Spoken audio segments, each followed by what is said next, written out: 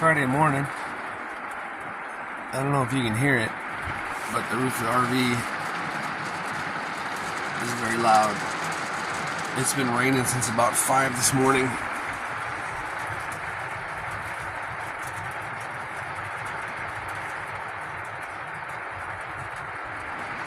It's about 8 right now. Still raining. Comes and goes. What do you think, bud? It's loud. He said it's loud. Yeah.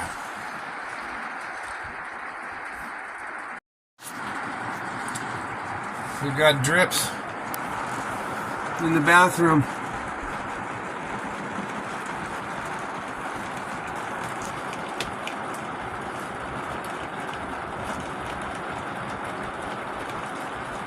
I don't know where the I don't know where the water's coming from.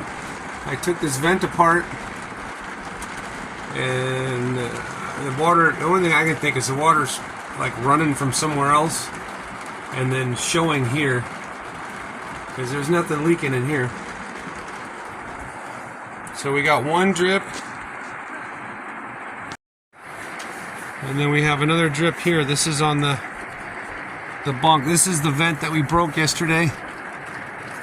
So apparently the duct tape's not working because it's leaking. We got some drips on the blades. So we got a wet spot on the bed. And it wasn't Cooper. Or Jameson, because he was sleeping here. Oh, Jameson was up here tonight? Okay. I was there. Well, you can see it's raining pretty good.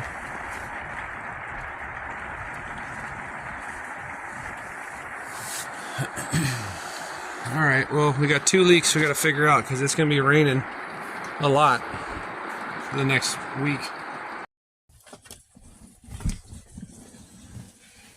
We are definitely in a low spot. You can see all the puddles out there. It's focusing on the drops on the window, but you can see the puddles. We're definitely going to have to drive out of this low spot before we get out of the car.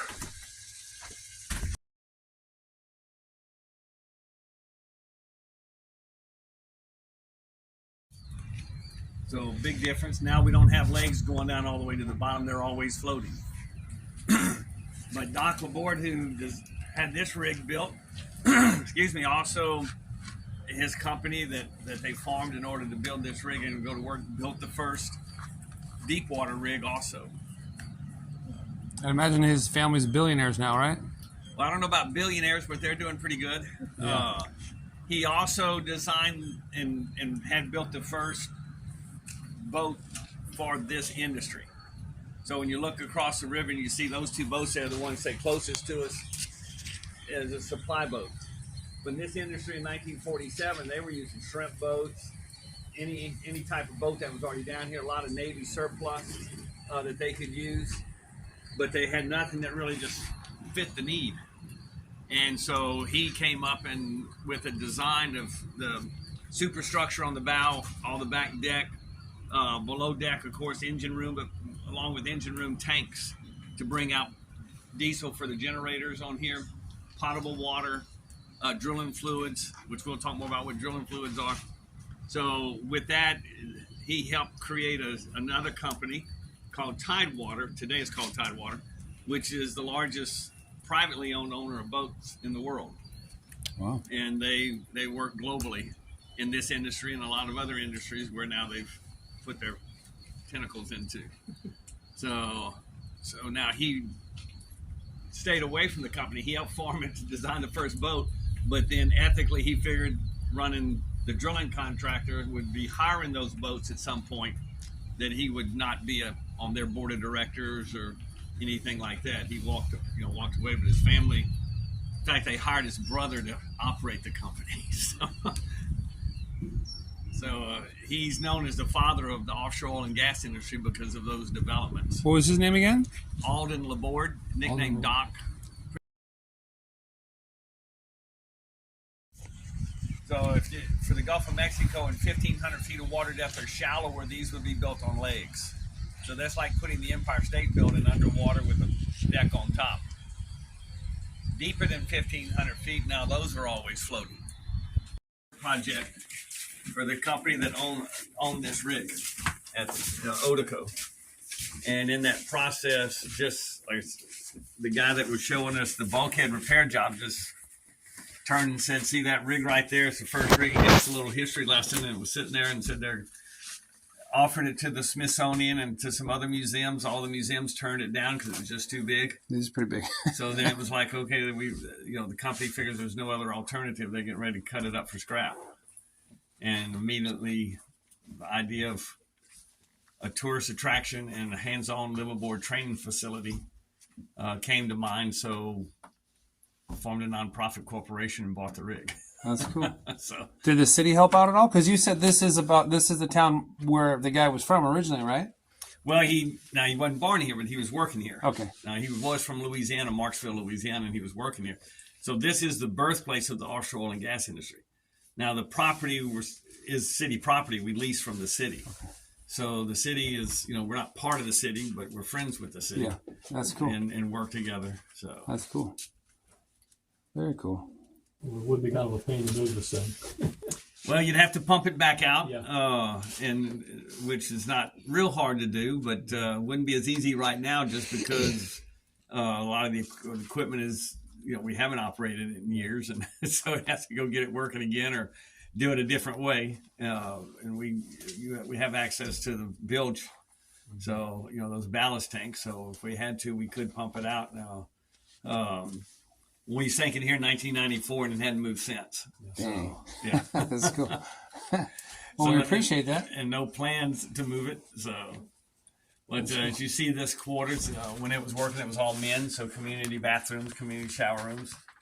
See how the rigs have built over time. We go in deeper and deeper water depths. So for the Mr. Charlie, 40 feet of water depth. So the next step is a jackup rig. With a jackup rig, we have two barges and longer legs. So as this barge would be floating on the surface, you would sink this barge to bottom. Once it's on bottom, you would jack this barge up above water surface. You want to jack it high enough up to avoid whatever waves you think are going to come through. So once they were out in a couple hundred feet of water with the jackup rig and wanted to go deeper, they developed the semi-submersible. So Dock Aboard's company built the first semi-submersible, which is now your deeper water rig that always floats, and in this case was anchored to the bottom. So now you can bring it to location, set the anchors out. Now with the anchors holding it in position, you sink the barges below water surface. So they're not riding the waves, much more stable. So now they were limited to about 1,500 feet of water depth just because of the weight of all the anchor cable. Then How far was spread would the anchors be? I mean, that length, you got to have a long. Yeah, you're way spread. So yeah, you don't have just 1,500 feet of pickup. Our derrick can pick up 1 million pounds. So the deepest that Mr. Charlie ever drilled is 22,840 feet. 22,000. Today we're going out with rigs that can pick up 2.5 million pounds, and we're able to drill 40,000 feet from the drill floor down. So at 40,000 feet, there's no fossils. So when we call oil a non-renewable fossil fuel, we're working on a theory, not a fact.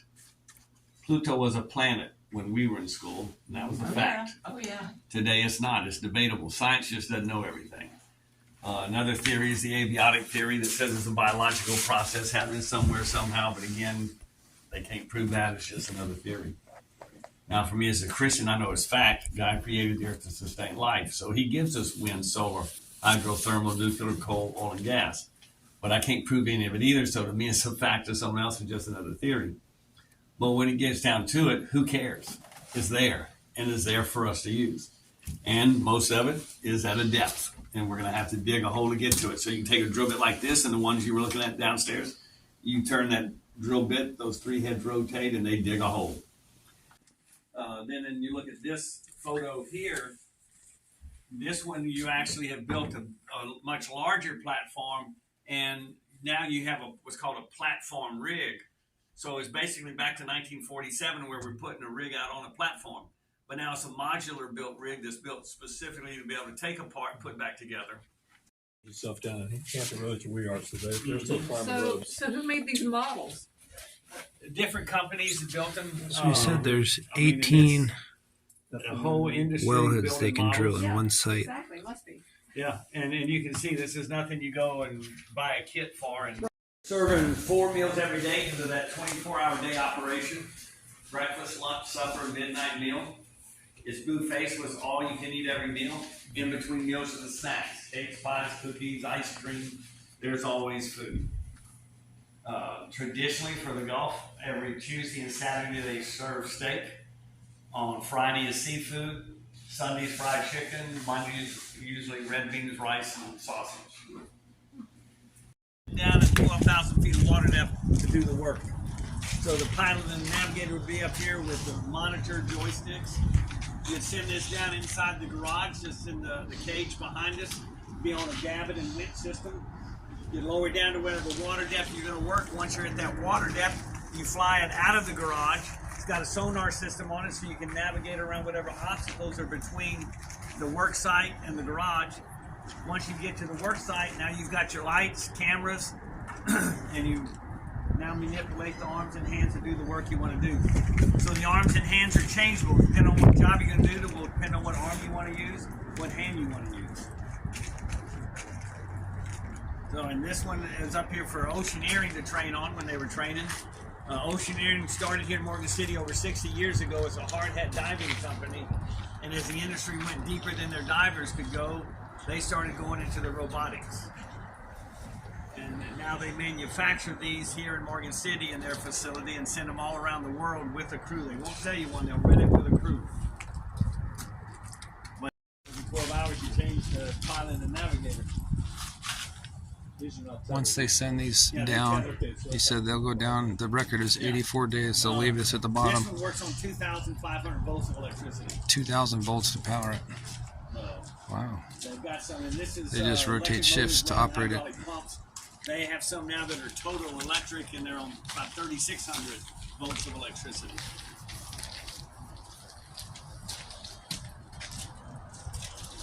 You can see it's got thrusters from forward, backward, side to side, and vertical movement.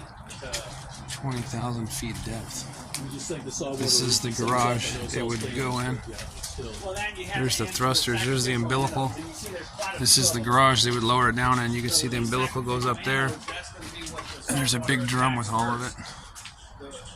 But they would lower this down as deep as they need, 20, 25,000 feet.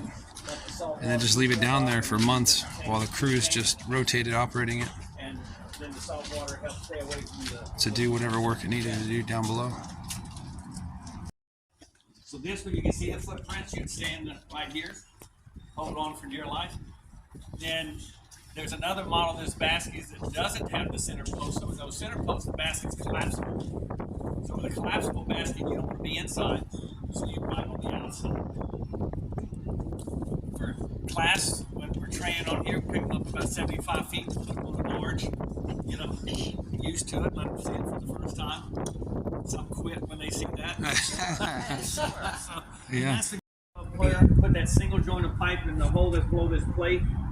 Once it's there, using this Drawworks winch, which is attached by a cable to that travel block. Hanging from that travel block would be that swivel hook laying over there. And then hanging from the swivel hook would be the Kelly, this tall piece here. So all three of these are hanging over your head as you work here while you wear the hard hat. So now you lower that, and this is what was in the model hanging in the middle of the derrick is this equipment here. So we're going to lower that Kelly over the joint of pipe, attach the joint of pipe to the Kelly, pick up the joint of pipe and bring it here to where we're actually drilling the well. So this eye wouldn't be in here at that point. It would be an open-ended joint of pipe. Stab our new joint of pipe on. Now we've got to thread it together, so we have a chain over here hooked to a winch. Wrap the chain around the pipe, pull the chain, that spins the pipe and threads it together. Once it's threaded together, we've got to tighten it. These are our pipe wrenches. These are manual tongs, keyword manual. So they're on counterweights. We're going to latch on, open the jaws, latch onto the two joints of pipe, pull with a winch, and get this to the torque we want. Once it's tight enough, then we're going to release them, let them hang over to the side again. Then the driller lowers the Kelly so that the Kelly pins to the floor. So we pull these orange slips out of our way. Those 4 pegs are going to peg to these 4 holes.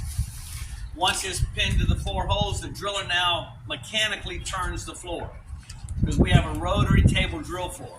So as the floor mechanically turns, that forces the Kelly to turn. The Kelly forces the pipe to turn. We're drilling. Drill 32 feet deep, which is the length of one joint of pipe. Drag another joint up, screw it on, drill 32 feet. Drag another joint up, screw it on. 24 hours a day, that's the process. What do you do for the first, like if you're out the first, when you're just setting up in water, you just connect the pipes and keep dropping it down until you hit floor? If you're in a deep water rig, now Yeah. let's say on this rig, you would set a foundation in first. So that's that real big bit that you saw on the first deck level. So with that 26-inch bit, you're going to drill a 26-inch hole, several hundred feet, depending on what your geologist tells you how deep you need to go. So now to set your foundation in.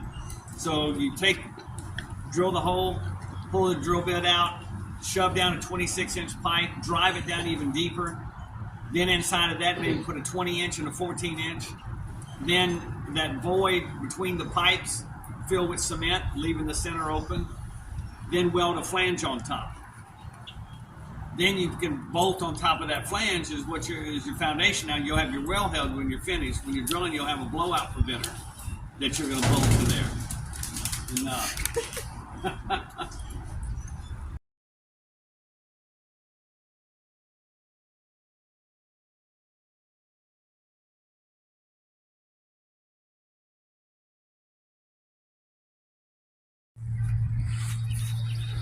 What do you guys think about this escape pod? It looks strange. It's definitely strange. There's no front to it, huh? It just kind of, you'd float through the ocean.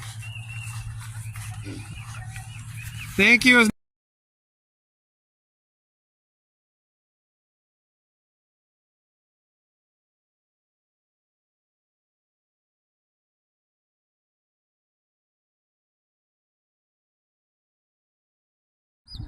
I don't know where the rainwater was coming in. Like the duct tape is brand new and everything's sealed.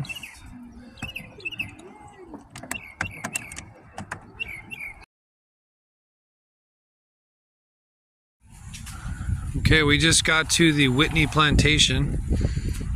We have self-guided audio tours. Move on. You just follow the numbers and then you enter it in the Chinggis. But this was one of the largest, most productive plantations. They said, how many people did they have? 350? About 350 slaves over the course of 110 years. At the height, they had 100 and how many at one time? 115 or something like that. Yeah, at one time. But throughout the 110 years, they had over 300. So pretty big plantation, but we're going to explore and see what slavery was all about.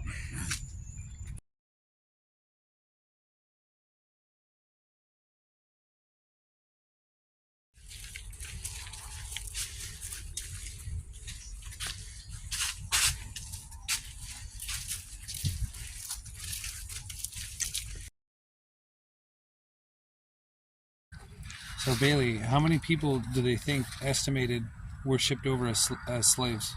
About 12.5 million. Yeah, and how long did the trip take, the journey on the ships from Africa to New Orleans? 3 months. 3 months. Yeah, it's a lot longer than a couple hours, huh?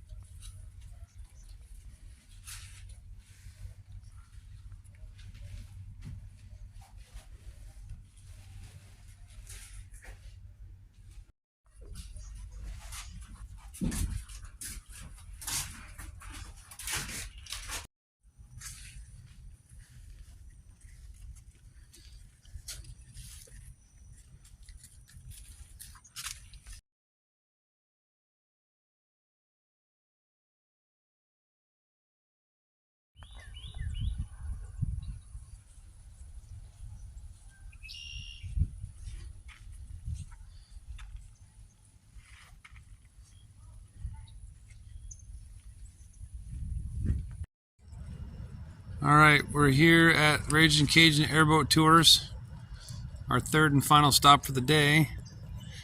Our first stop, where we slept last night and woke up, was the Oil Rig Museum. What did you guys think, Jameson? What did you think of the that museum? I think it was cool because like the whole thing was big and like there was a lot of like cool stuff in it, and probably my favorite part was like that on the outside deck, like where he showed us like where the drills go down and stuff, and like how they would get like the broken tips off if they get like buried down. Yeah, it sounded like a terrible job. Yeah. If they're 10, 15,000 foot deep in drilling and they break a tip on their drill bit, they got to remove all of the pipe back out, and then they have to call in the fishing crew, and they have apparatus that goes down that tiny little hole. I don't know, you know, some of them are as small as 6-8 inch diameter up to like a foot. They have to go down that hole to remove the broken teeth before they can drill again, because if they don't remove those teeth, it'll mess up the next drill bit. That sounded pretty terrible. What about you, Bailey? What is it that you liked or thought was interesting on that? Yeah, I think it was pretty cool. Where I was just impressed by how deep it could go. Like they stored all of that there, and then they were working like as it was drilling super fast. They were working and really fast by putting in all those pipes at the speed of the drill was going. Yeah, he said they could change depending on the soil that they were drilling into. They have a 32-foot section every 2 minutes to 20 minutes, so that's pretty quick. If it was soft, every 2 minutes they would need a new pipe. So And those pipes were huge. yeah, they're 32 feet long on the old rig, and the newer rigs have 45-foot length pipes. And what was cool about that rig was it was the first ever offshore drilling rig. In the early 1950s. They had been doing it since the mid 1940s, but they were kind of just using land technology from oil rigs on land, and they were kind of just making it work. That was the first specifically designed oil rig for deep water. So that was what the significance of that particular oil rig was. Coop, what'd you think of that oil rig museum? That was a pretty cool guy. Yeah, it was cool. I liked on how he said like the oil rig we were on was big to us, but to the newer ones nowadays, that one that we were on could fit like 5 more next to it to equal the size of the ones now. Yeah, he said they were huge now. The one that we were on had a crew of about 50, and the ones nowadays can be, you know, anywhere up to 250. And he had said that the pipe laydown area, where they have all the sections of pipe that they're going to be putting up or drilling in with next, he said the new rigs, their pipe laydown area is as big as that rig we were on. So the new rigs, just that flat part where they lay all the pipes is so big, it's as big as the entire rig we were on. So yeah, the new ones are massive little mini cities. And it's not just that's the other thing he said, it's not just the workers there. They have full staff of cooks and people that do house cleaning and laundry and electricians, welders. They have crews that do the underwater robot scuba deals, those underwater robot things. And so it's massive amount of people on these oil derricks. Like 180 rooms, like in total. That was one particular one. Yeah, he was talking about one particular one. Had 100 and something rooms, 180 rooms, 2 people per room. But on the one we were on, there was 4 people in one. Yeah, there was 4 bunks in each. Yeah. And okay, yeah, that was a pretty cool museum. Anything else you guys want to add about that museum? No. There was inside of the rig. There was this huge like pipe that went all the way down, and I looked down it, and there was like this tiny little ladder that went down about like maybe 40 feet into the engine room. I think it was down there. Yeah. I wish I would like. I feel bad for the person who had to go down there to fix anything. Yeah, what she's talking about is because that particular rig that we were on, like I said, it was the first. He said it was made for shallow water, like 40 or 50 feet deep of water. So there was these big cylindrical pylons that the deck sits on, but they go down to two separate barges that they would flood with water to sink it, and it would set on the bottom of the ocean in obviously 40 or 50 foot deep water, and then they would purge the water out, fill it back with air to float it if they wanted to move it. And down this tube was the engine room with the generators and the propulsion and all that stuff. It was definitely made for a small dude, because that was Not a big hole. not a big hole, and definitely dark and nasty and probably a little bit scary. But all right, and then the second stop today after the oil rig museum was about an hour drive to the Whitney plantation. But what were your thoughts or things you gathered on the plantation, and what these guys haven't learned yet too much about slavery in school, so I kind of gave them the old crash course last night on our drive. But obviously I couldn't match the description of the atrocities that happened at different plantations. But what did you remember or gather, or what struck you as interesting on the audio tour? So I think what was interesting was the sugar and rice thing, because they were like big bowls that they would like fill it full of stuff with, and they said that one guy was missing an arm because of like when the people had to like put the sugar or rice inside of like this thing, it like took his arm in and it like took his arm off. So Yeah, so what he's talking about is those had nothing to do with rice. It was the sugar. They would boil the stuff in those bowls, and but later on in the lifespan of the plantation, the owners had bought a machine from Europe. They bought a machine from Europe to help process the sugar, and it was like had this big grinder and all this stuff, and yeah, it had said that if you weren't careful, it would yank you in. and it yanked his arm. Yeah, it was one guy that he had his arm yanked off. What about you, Bailey? What's something that you thought was interesting, or something that you gathered? So what I thought was interesting about that plantation was that, like, so you'd think that the people there, like the owners of the plantation, would at least let their like slaves have a good night's rest so they could work harder in the morning at least. But they had very little sleep, and they slept in like this not really greatly insulated cabin on like pallets or crammed into beds that were there. Yeah, it was just slabs of wood for siding. They didn't fill the gaps in the wood, and there was no insulation. So during the summer, they said it was hotter than hell, and during the winter, it was cold as shit. So yeah, I agree with Bailey. You would think that, yes, they were slaves, but you think they'd want to take care of them to a sense of they'd get more production, more output. All right, Coop, what did you think, or what did you gather? So I liked two things. One was the thing that Jameson was talking about. Those big sugar bowls? Yeah, and two, I think it was kind of weird that they like cut off the heads and they put them on like these posts in the ground. I don't know if Dad took a picture. I did. Yeah. Do you know what that was about? Did you read that, or did you pay attention when it was talking to us? I didn't read it, but I sat down and I looked at all of them.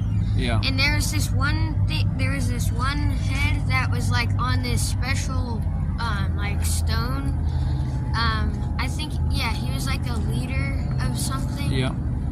So what happened was the slaves had gotten information of a revolt somewhere else. I forget where they said it. I think it was in Haiti or something like that, of a slave revolt. And then they somehow, through communication means that, or we don't know how, but a bunch of slaves revolted against their masters and against their plantations, and they burned buildings, and they protested, and So what that monument was, the heads on the sticks, was when everything settled down and all the slaves were captured and you know, put in jail or whatever and given back to their plantation owners, the plantations wanted to set an example. So all of the slaves that had revolted were sent back to their plantations, and they were tortured and beheaded in front of, you know, when they gathered the people that didn't run, they gathered them all up, and then the people that did run, they set them up in the middle and they beat the hell out of them till they died, and also they decapitated them. That means they cut their heads off. As an example, they wanted all the other slaves to watch. Say, if you ever do this again, look what happens to you. So they tried to beat the spirit out of them so they wouldn't. Because if you saw that happen to your buddy, you're like, guess what I'm not going to do? I'm not going to revolt, because he just got his head cut off.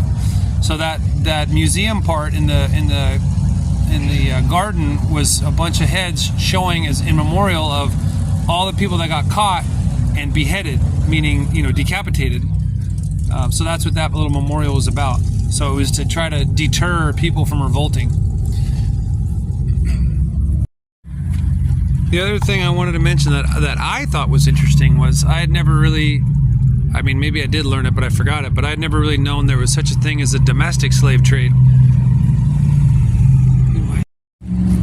The domestic slave trade. So I had known about international slave trade. International is between nations, right?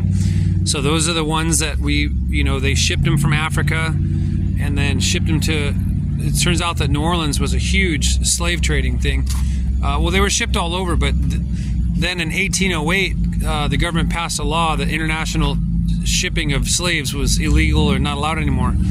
So they said that instantly made the price of slaves that are already here way more valuable. So you could still own slaves, they just weren't allowed to internationally ship them.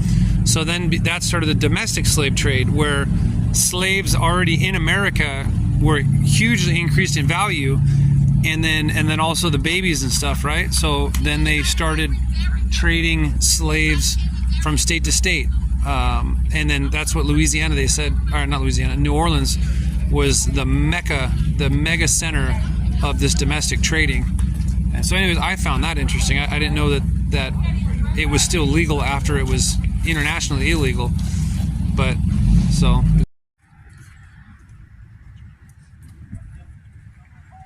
It's a pretty big airboat operation. 3, 4, 5, 6, 7, 8. Look at the size of these motors. Big old propellers. What do you think about these things, Scoop? They're big. Yeah. They look powerful. Yeah. What do these have? LS engines, or what do you guys got on these? Some of them do have LS. LS the world. LSX. Mostly Chevy. Yeah. Across the board. That's cool. I don't know too much about the engines. I just know No, I that's turn the fine. key, I hit the gas, and Yeah. So that's all I need to know. No, for sure. But yeah, they are automotive engines. Right. Yeah, that's cool. Yep. What's LS? All be it. That's a series of engines that Chevy made.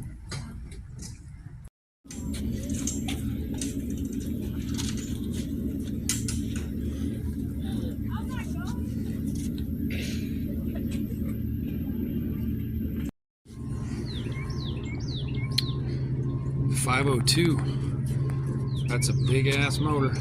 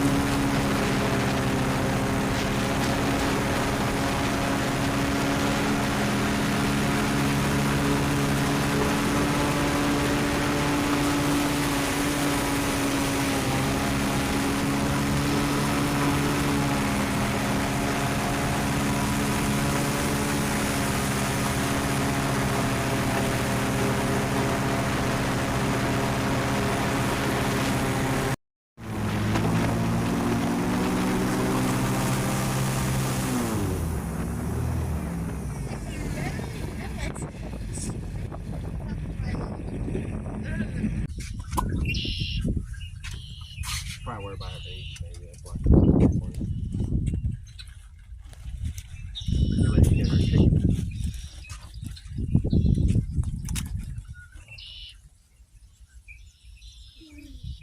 No? She normally eats a lot of marshmallows, which is weird. Oh, yeah, there it is. Yep.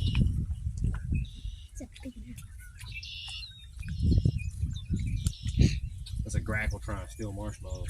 Now watch this.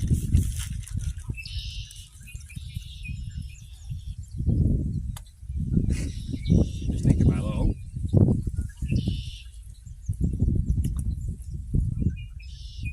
Oh, the bird took it. It's a female grackle.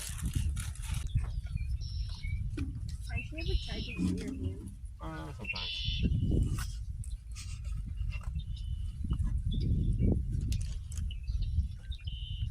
Okay, there you go. I was gonna try to do what I normally do, but it slipped out of my hand. You know.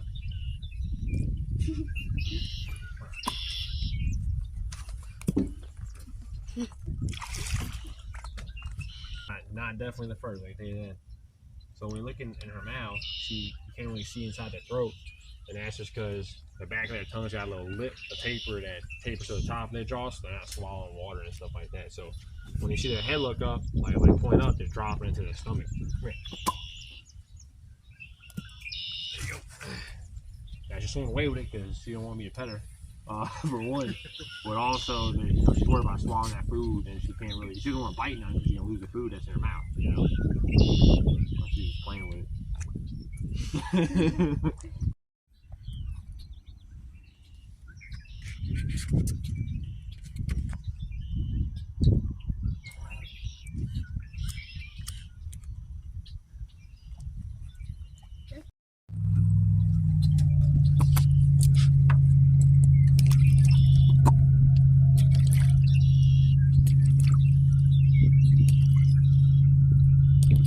Oh yeah.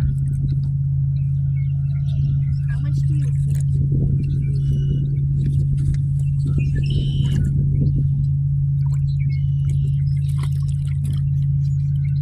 Not much.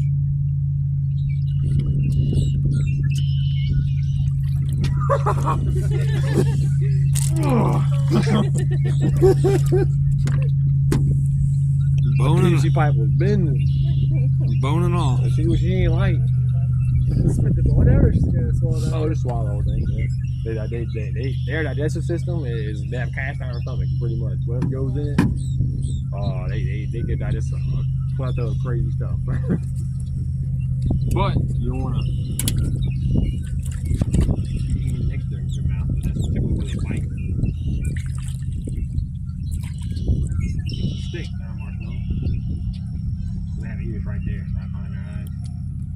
Now, when they lift their head up, their lower jaw can be like black dots, and that's their sensory organs for feeling around the environment, like vibration and stuff like that. Oh, alright, she's staying still. It's kind of hard to see, but when it's raining and they can't really see in murky water, they just feel around stuff. Now they have third eye they can see through when they go in the water, like natural scuba goggles, pretty much. Oh. I don't think she's very happy right now. Being wrapped in the head.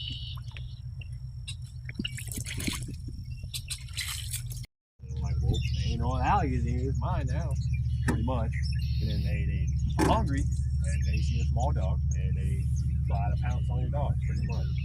That's really the only time that you can't be endangered. That's the only time they're really gonna come to you aggressively. Guys off of the ambush predator, so they'll sit there all day, wait for the right moment, and they'll charge out the water at full sprint and grab your dog. So My dog will probably think it wants to play. that's the problem. They're gonna be sniffing around like, what's that right there? You know what I mean? And the alligator's like, wow, look at this guy. There's a few videos online. Gotta get it before she When you got that?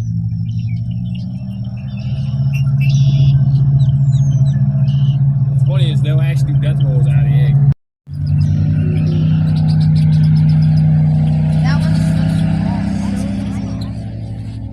Thing's so tiny. That's half.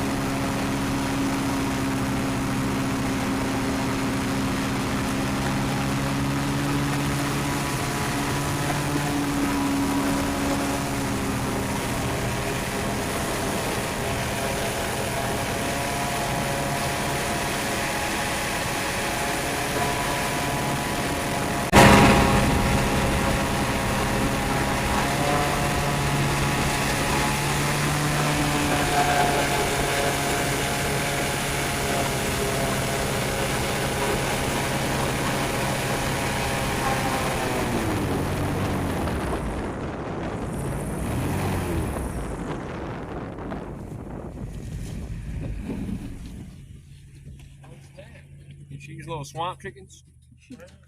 What I call them? They call it gallinoots, and they're not even a duck. Well, you see how they have like a little chicken beak? I tend to run them over on accident a lot because they don't fly too well at all or swim.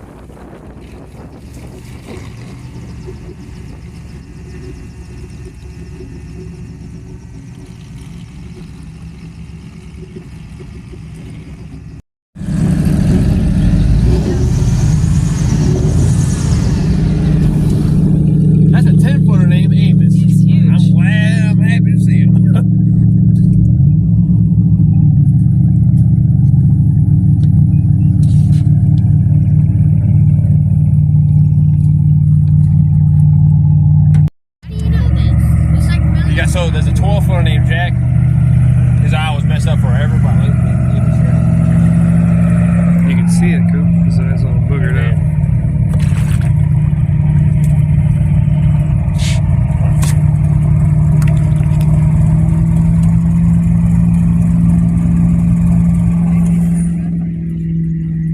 It's the only big guy I think's out right now. Well, you can't see him on one side, but.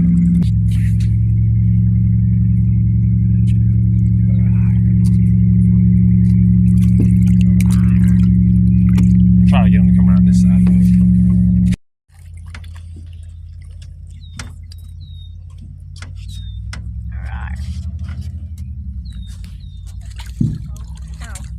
That must have hurt.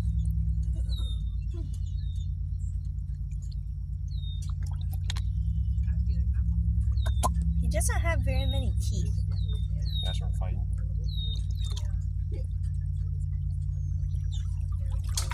Huge. His neck is big.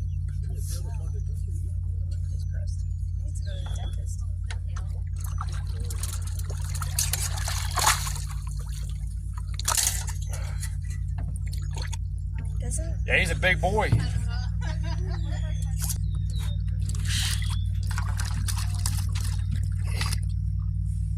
Oh, that's a big piece of floating vegetation right here.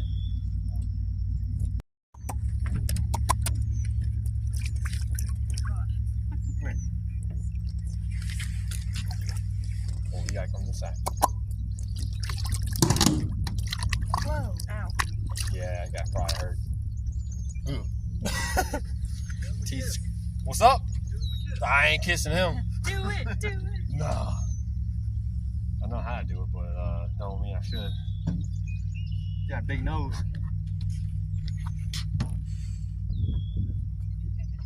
Has he tried to bite you before? None of them really try to bite me. If I put my hand next to them out, they definitely will. But they're not actually seeking to do that.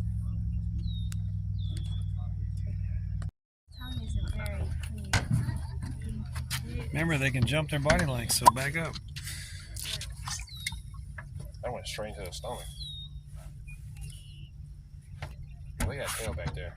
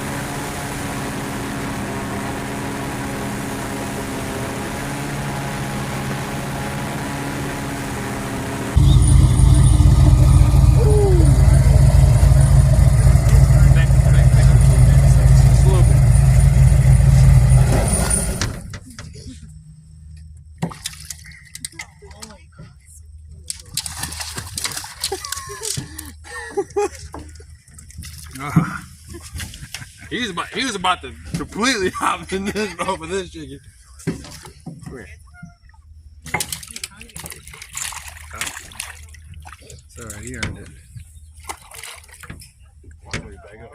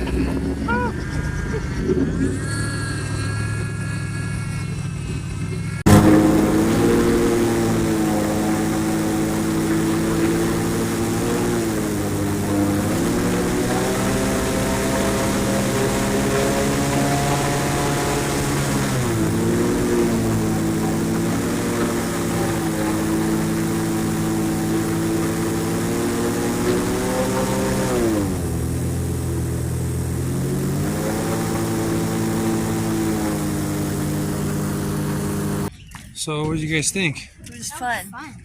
Yeah. Cooper, Yeah, it was fun. it was fun. Would you do it again?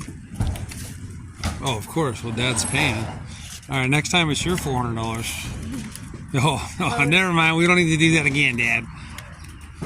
Okay. But it was cool because like we're coming up to something like a bush or something, and we're getting close, and then all of a sudden it goes like away.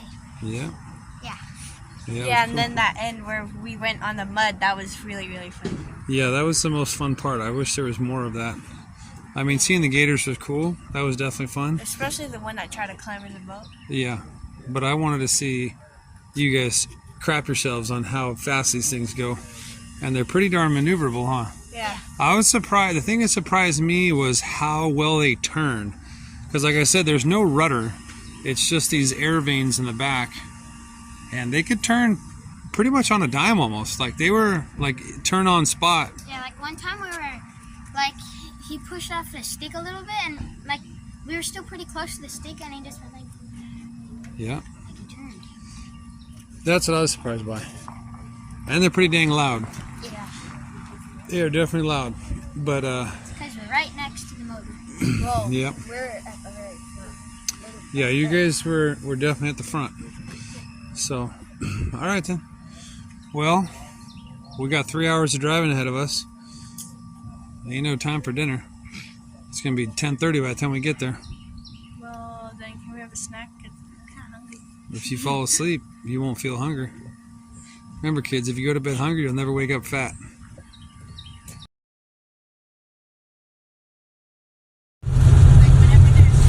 I don't know what this bridge is, but it's been about 1.5 miles next to us. We're about probably 40, 50 feet above ground, and that's about 70, 80 feet above us.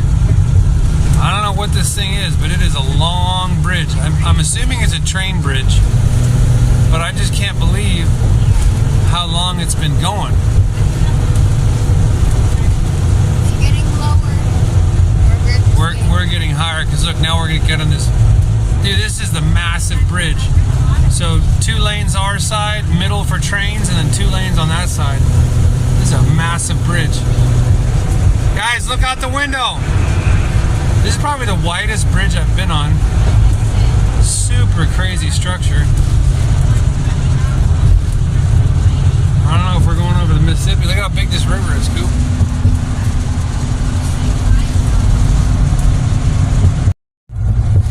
That bridge is still going. We're about 1 mile past the big bridge that we were on. Shit.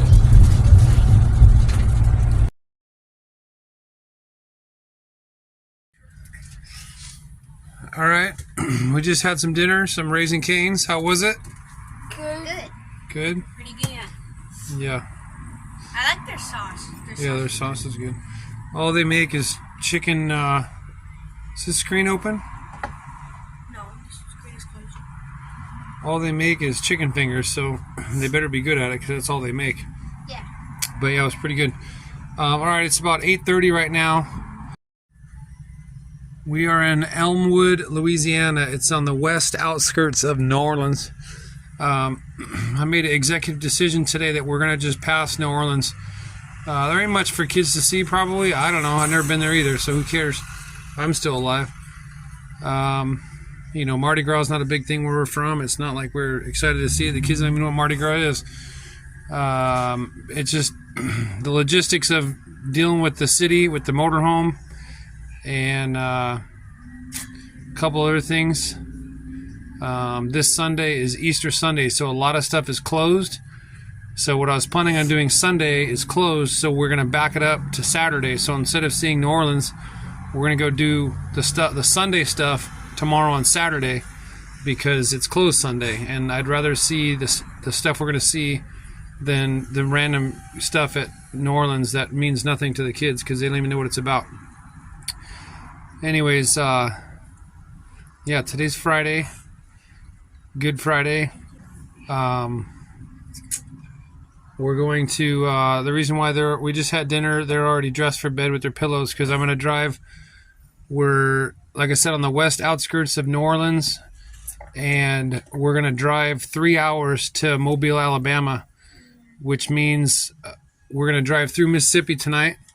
We're going to get out and take a picture at the Welcome to Mississippi sign, but that's about it. It's just these little, geographically, Mississippi and Alabama just have these little tiny baby pinky toes in the Gulf. So you drive through them in an hour and a half, 2 hours each. And there's not really anything that I cared to see in Mississippi. So, I mean, I would like to drive through it during the day, but we're just driving through it at night. That's just the way the cookie crumbles. And then we're going to end up in, I'm going to wake you guys up probably at like 11:30 midnight or something like that, because we're going to come into Alabama, and then we're going to take a sleepy face picture at the Alabama sign. And then we'll end up in Mobile to wake up in the morning and do a couple tours of things. So anyway, so tonight I'm going to drive for about 3 hours to Mobile, Alabama. Is there anything else you guys want to add? We did a little recap earlier today. Is there anything else you guys want to add about this or that or the other thing? We pretty much covered it all? Yeah. Yeah, okay. Cooper, is there any girls you want to say goodnight to? Me. Not even your mom? Okay, except for. Oh yeah, she's not a What girl. about Grandma? She's not a girl, she's a mom. That's a different category altogether. All right. Well, thank you everybody for watching. And that's that. All right. Goodbye, Louisiana. Hello, Mississippi.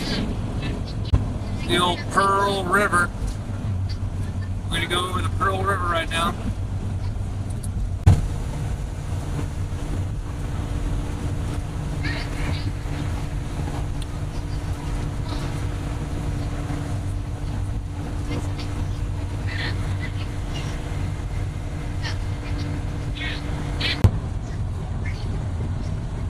Welcome to Mississippi.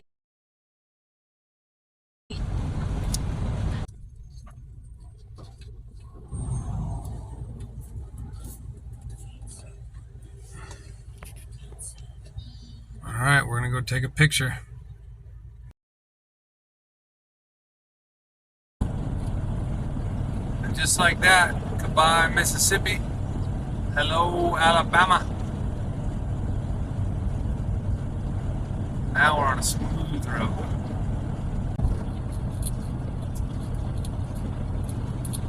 Alabama state line. Welcome to Alabama. Oh, we can't pull over there, boy. There's the sign. There ain't no shoulder.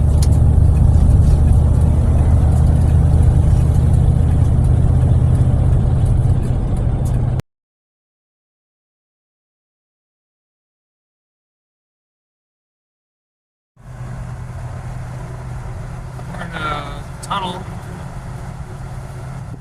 in Mobile, Alabama. Going down, down, down. See, we're at the bottom now. We're going up, up, up. We're going under the waterway.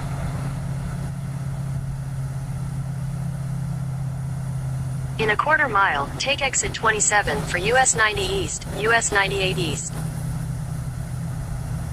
And we're out.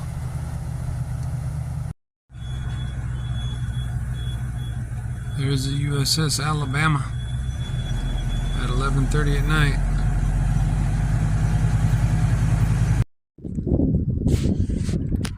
We'll see this stuff during the day, but there's the B-52, some Coast Guard helicopter and boats, some Navy jets, SR-71.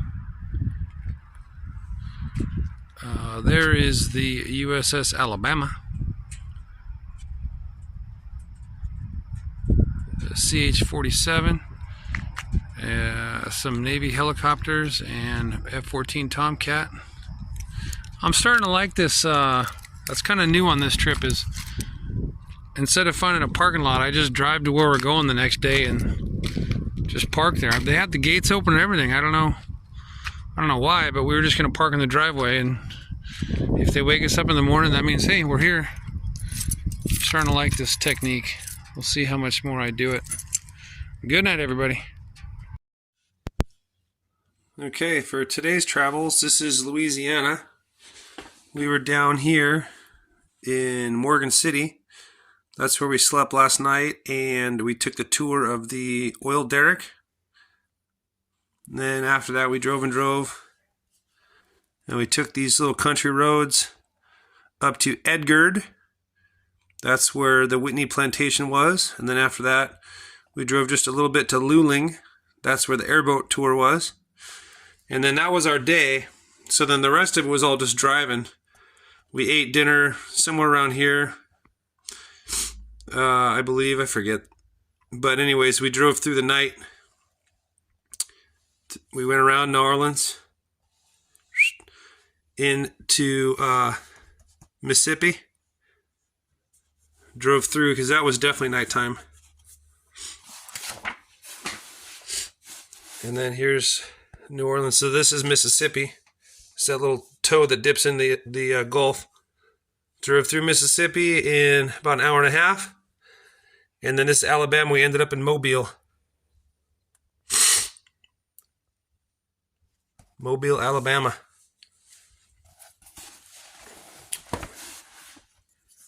So here's Mississippi. We came into Mobile. And right about here is where we slept. Right about here is that's where the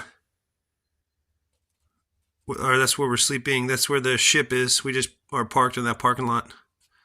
So we have some stuff to do here tomorrow. And that's that.